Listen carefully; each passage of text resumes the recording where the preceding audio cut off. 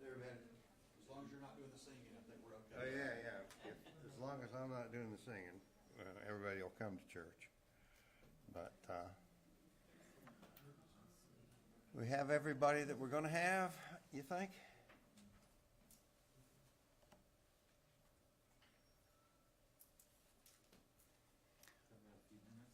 Still got a little time.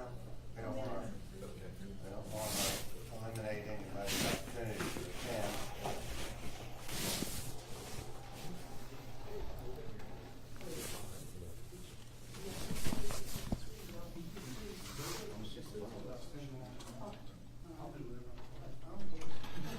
We're very big, we'll do it.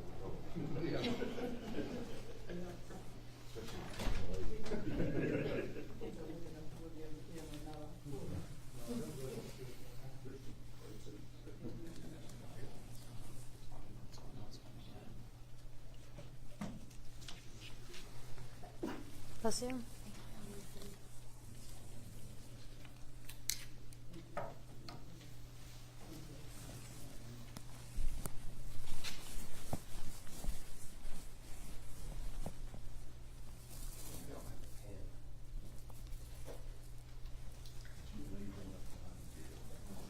Usually I don't return.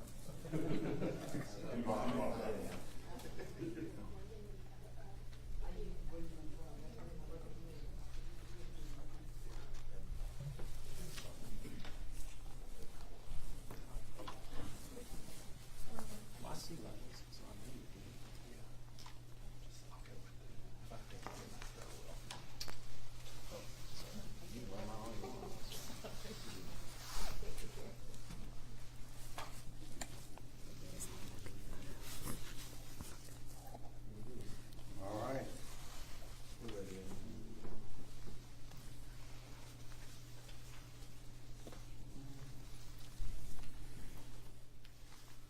Okay, are we ready?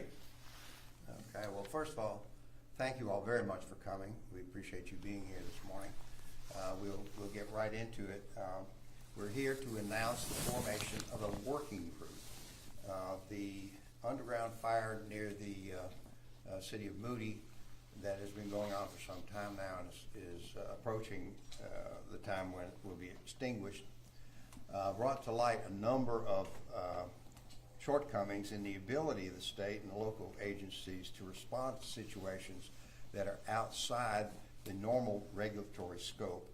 And nonetheless, they have an impact on the public. So what we're doing with this working group is to try to review the response that took place at the disposal site where the Moody fire occurred. We're looking to identify any shortcomings or gaps that we can potentially address with new methods to address those kinds of emergencies, and then to assess our current laws, and our regulations, and our resources to address them also. We will take that response and that study of the situation up there and make some recommendations to various leaders around the state to see if we can find better ways to do things. So with that, we will be introducing the working group. Please let me introduce them now, if I may. We don't have our representative from the EMA, Emergency Management Agency, here today, but Jeff Smitherman, from the director of the Emergency Management Agency, will be on the working group. We also have the Alabama Forestry Commission represented by Director State Forester Rick Oates. He's here with us today, and we'll ask these people to speak in just a little bit. We also have the County Commission Association, and the director, Sonny Brassfield, had prior engagement, so he wasn't here, but we have Jackson Fuentes here representing the County Commission Association. We also have the League of Municipalities Executive Director, Greg Cochran, is here to join us in this working group. Both of these folks will be able to speak to us in just a little bit. We also have We're pleased to have Senator Bell from the area where the fire occurred, and we'll see if we can get an elected official to speak. May not be too hard. And then finally, we have a representative, Danny Garrett, on the committee on this work group, and he had other engagements, legislative obligations in Birmingham, so he was unable to join us today. So with that, I'd like to invite Senator Bell. Do you have a few comments that you'd like to make? Sir, you told me I was speaking, not. I'm sorry to put you on the hot seat there. Thank you, Director Fleur. This landfill fire has been an incredible project that has took a tremendous impact on the citizens around the community. And it's not only affected St. Clair County, but Jefferson County and some people in Shelby County even felt this. So we've got to look from a regulatory standpoint with the legislature on how we look at our laws. Do we need to do something different? Do we need to tweak some laws? Because this is an unregulated landfill that's operated for many years. And when Moody got the call, the city of Moody responded to that area, and I think they were overwhelmed with what they faced. And it was not even in the city limits. But that just tells you the cooperation that the governments have. And we're fortunate that with the state of Alabama, with the county commissions working together, the municipalities working together, and state government and federal government. It's very frustrating how long it took for this to come together. And I know it was very frustrating for the residents, for you in the media that was covering it, and everybody was asking, well, when are you going to start putting it out? When are you going to do this or do that? And I promise you, we were all talking on the phone, working through the different channels. But when you have property that's owned by an individual in an unregulated landfill in unincorporated county, it become a nightmare. And the one thing we got to work on is how do we make this process go faster? Because we cannot put residents through this again. And I know a lot of you have met with the residents there. Their homes are ruined, their clothes are ruined, their furniture is ruined, their cars that were there are ruined, that smell like smoke. You're not going to get that out. And I know they're battling with their insurance companies, and these are things that they should not have to go through. So it's up to us to figure out from A to Z where we start, what happened, where did we fail, and where do we go from there? Because we've got to make sure this works better for our citizens. And I think everybody here worked good together on this, and we're going to take this as a learning experience. And hopefully it never happens again, but if it does, we're going to be in a better position to tackle it. Thank you. Thank you, Senator. I do want to not understate the cooperation that was present during this entire activity among not only state agencies but elected officials in that area. Thank you so much, Senator Bell. I would also like to mention that Senator Bell and Representative Garrett are working with ADEM to address the situation where, in extinguishing the fire, the road between the source of the soil to smother the fire, that road had a lot of heavy traffic as a result of those trucks going over it. And we will be working to undertake a demonstration project. As it so happens, we have the ability to demonstrate the benefits of rubber modified asphalt, which is part of our scrap tire program, where we seek to find worthwhile uses for scrap tires that are cleaned up using our scrap tire fund that we've had in place for a number of years. This has two things going for it. One is it's a great demonstration of how these recycled products can be used, and secondly, we have a clear need in that county. So thank you, Senator and Representative Garrett, for working with us on that, and we'll be moving forward on that. Now, since Representative Garrett is not here, I'd like to call our next speaker. Jackson, would you like to come up and say a few words on behalf of the County Commission organization? Jackson Fuentes. That's right. Well, thank you. Thank you very much, Director. I'll keep it short and sweet. I think for us, from the county perspective, we're really looking forward to the working group, to being able to continue to cooperate with everyone, get this problem solved. Obviously, the senator sort of alluded to this already. These citizens have been through a lot already, and obviously these are county residents, and we care about them immensely. We want to make sure that everything is taken care of. So we look forward to working with all these wonderful individuals. Thank you. Thank you. Thank you. Now, this working group, I mentioned some of the objectives that we have for the working group. The working group is an ad hoc group, if you will. We are doing a post-event, even though the event is not quite over yet. We're doing a post-event analysis to see where we could do better. This is typical in these kinds of responses. Next, I'd like to see if Mr. Cochran, would you be willing to join us? Greg Cochran is the Executive Director of the League of Municipalities, and they do wonderful work around this state. We've worked with them on a lot of occasions, and I do appreciate you being part of this group. Absolutely. Well, thank you, Director LaFleur, for putting this together. This work group is important. It's tasked with studying the impacts that the Moody landfill had on its citizens and the surrounding area, and we are honored to be a part of studying for solutions and best practices moving forward. We have 464 municipalities across the state. Those local officials are committed to the quality of life of their citizens, creating communities where people live, work, and play.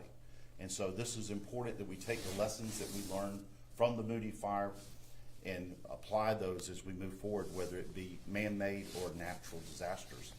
And thank you again for including the League in this work group, and we are honored to work with you. Thank you. It's always a pleasure to work with these gentlemen here. We've had occasion to work with them on over the years, and do appreciate that coordination among all of these. I'd also like to now ask Rick Oates with the Alabama Forestry Commission if you'd come up and say a few words. These folks, they deal with forest fires and you name it, and we've had a good, close working relationship with them also. Rick, thank you. Thank you, Director. You are right. Wildfires are one of our main responsibilities, and one of the things we work to control wildfires in the state. And obviously the Moody fire was a wildfire of sorts, but it was a little bit different than most fires. And it may be just a matter of semantics to many people, but the Alabama Forestry Commission doesn't fight fires in the same manner that a structural firefighter battling a house fire would do. And it's important to understand that our role in fighting a fire is to contain that fire. We basically remove the fuel source by plowing fire breaks around the fire and prevent the fire from spreading. It stays contained in an area and then it'll burn itself out. And that's how the Alabama Forestry Commission fights fires, is we contain them in an area and let them burn out. And in the case of the Moody fire, our wildland firefighters were on the scene quickly. They contained the fire by plowing fire breaks around it and performed their mission well. We were proud of them.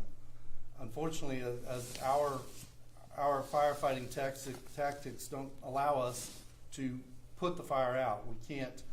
We can't smother it with water or dirt or anything like that. Our role is to just contain it and let it burn out. Also present on the scene were numerous volunteer and paid fire departments. Their role was to protect the houses and the structures in the area. And once again, they did a great job performing their mission. So these are some of the things that I hope the study group is going to work on. What are the strategies for controlling, not only controlling, but extinguishing fires like this? Who has responsibility in this situation? And what can be done to prevent them in the future? I know the people that live in the Moody area have had a difficult time the last several months, and they deserve relief. So we hope we can come up with some solutions that will help prevent these things in the future. So in conclusion, I'd just like to thank the Alabama Forestry Commission employees, that spent countless hours on this fire, along with the fire departments and individual firefighters who worked side by side with us to ensure that no homes were destroyed or lives were lost. These include the Moody, Leeds, Pell City, Springville, Odenville, and Lincoln fire departments, as well as the Pleasant Hill, Steele, and Gallant volunteer fire departments. Their efforts should be applauded by everyone in this state. But again, I thank you, Director, for the opportunity to work on this group and come up with some guidance and establish some protocols to help prevent this situation in the future. Thank you, Rick. As we all know, this fire taxed the resources that were available to the state. We have a lot of entities that responded to this fire, but our resources were insufficient to address the fire completely. As you know, ADEM was on the site and continues to be on site of the fire, and will be there till the fire is out and after the fire is out, doing the investigation. All of this will be part of our study group to see if there are ways that we can learn from this experience, as each one of these speakers have mentioned. With that, is there, let's see here, if we have anybody else that we need to speak with. If not, I'll entertain any questions that you may have. Will you all have any nonprofit, like environmental groups, a part of working with you all? Well, we've tried to get the parties that respond to these types of emergencies in the room, and of course we invite any party, nonprofits, you name it, local officials, local community leaders. We want to have input from all of those people, and we solicit that. We are looking forward to that. But as far as the membership of this study group, we are trying to work within the structures that we have here at the state to address these kinds of things. ADEM records showed that this landfill was cited at least 7 times over the years for fire hazard potential. So what do you think ADEM can do moving forward to make sure that when you guys go out to these sites and find these things, that something like this doesn't happen? That's one of the things that we'll be talking about with this study group, this working group. We'll be looking to see if there are some gaps in, for example, if we notice that there's a fire potential, what happens after that?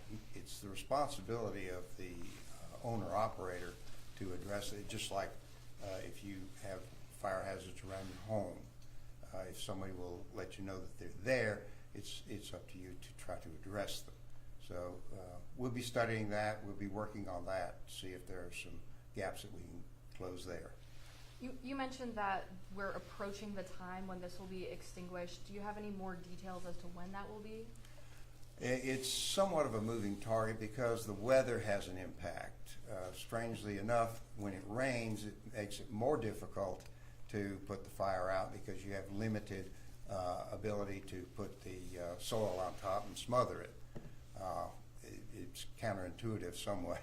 If it's raining, wouldn't that put the fire out? But weather does have an impact on it. And the EPA contractor that's working on this is very experienced in it. And as I say, we have folks at the site daily to work with them on that. But the latest estimate that I saw was within the next couple of weeks, I think, is the current target. That's weather driven also. You previously said after the work at the landfill by EPA was done that ADEM would be going back out again and investigating. What's next with that process, and where do we see that going from here? Well, our inspectors, we need to make sure that it's safe to be on the site to do that inspection.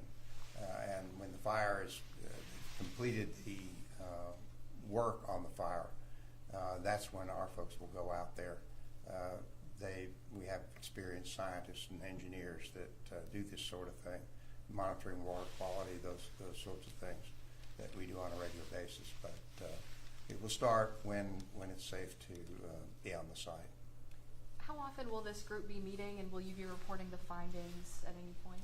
Well, we've just gotten ourselves organized. We haven't had a meeting yet.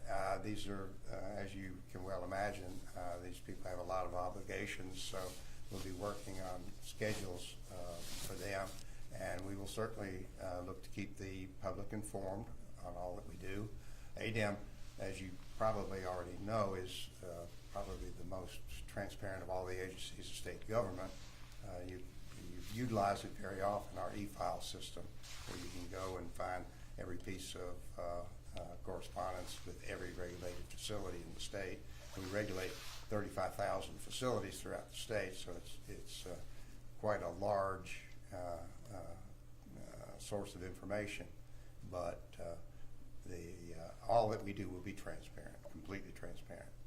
Do y'all know how much the roadway improvements are gonna cost for all this traffic? I don't know that we have a firm figure on that yet. It's somewhere between 1 and 2 miles, and it depends on what the roadbed situation is and the prep that will be required on the road before the wear coat of rubber modified asphalt will be able to be applied. So there's several variables in there, but we have sufficient funding within the scrap tire program demonstration project to do that demonstration project. In the beginning, since late November, there was a lot of confusion, so to speak, about who was in charge, and a lot of time was trying to figure out, is it St. Clair County, is it ADEM, is it EPA, a lot of going back and forth. So do you think if all that could have been avoided, that this situation could have been addressed sooner than it's being addressed now? Well, this particular type of fire is very unusual and unprecedented, actually, in the state. ADEM was on the site immediately, along with our partners, as you've heard, the number of partners that have been involved in doing that. We worked with them to try to put the state's resources and the local resources to the best use to extinguish the fire. We early on called EPA and asked them to become involved because it looked like our resources were going to be overwhelmed. And EPA declined initially to take part in the process because it was a vegetative fire, which is not regulated under EPA regulations or ours. And when we had exhausted the state's resources, we went back to EPA. Even before then, we went back to EPA and tried another tact with them and asked them to bring in their mobile air monitoring unit. And they brought that in. It's a very sophisticated piece of equipment that they dispatched to various states on an as-needed basis. But they came in and found some contaminants, air contaminants, the emissions that were of concern, and that opened the door for them to, at our request, come in and bring their contractor. So it was a process that took perhaps longer than anybody would have liked for it to take, but it was a necessary process to go through. Once the fire is out, will there be any efforts to excavate into the pile and see what was burning in there, if there was unauthorized material?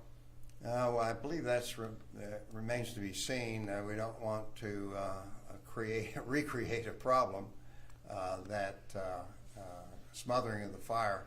That area will be hot for some time, and we don't want to. It's sort of like if you go out and stir the campfire from last night, the next morning you can start the campfire again. We don't want that to happen. Safe to say that impacts from all this will be felt for years to come. Well, the impacts to people's lives, the air that they had concerns about, that is being extinguished. Now, whether there are any ongoing issues, obviously there are people that have had their property adversely impacted. There are folks that may have health issues. We don't know what those might be for the future. But as far as the immediate problem of people having to experience the smoke from the fire, that will be eliminated. I know this group has yet to meet, but are there any regulations that immediately pop out to you as something that could have prevented this or changed the way that this was addressed? We have to operate, we ADEM have to operate under the laws that obviously that allow us to operate. And we do not have the authority to regulate vegetative waste.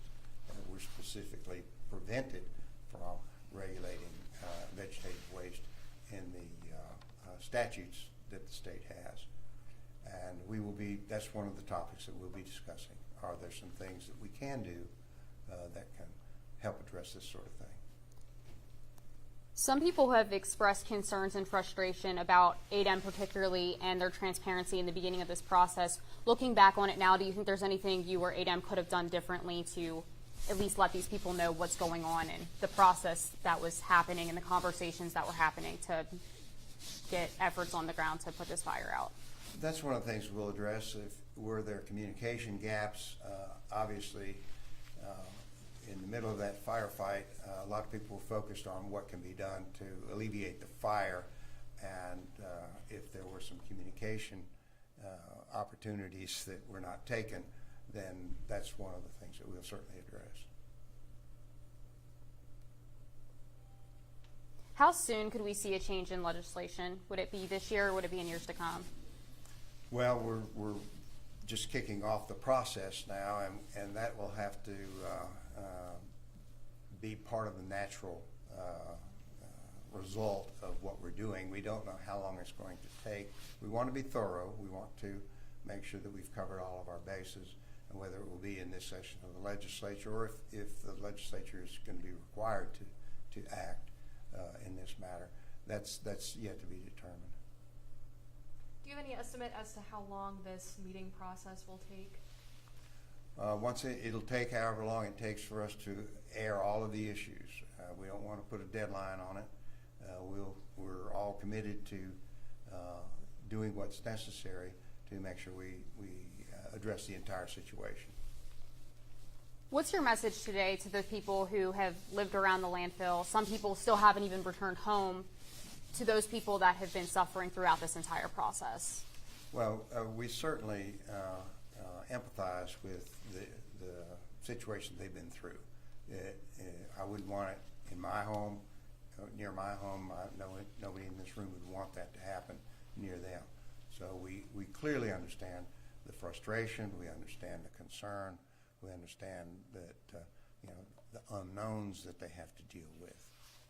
All of those are clearly evident, and we are working to try to learn from this experience and make sure that the next time we are able to respond in a way that protects human health and the environment to the maximum degree that we can.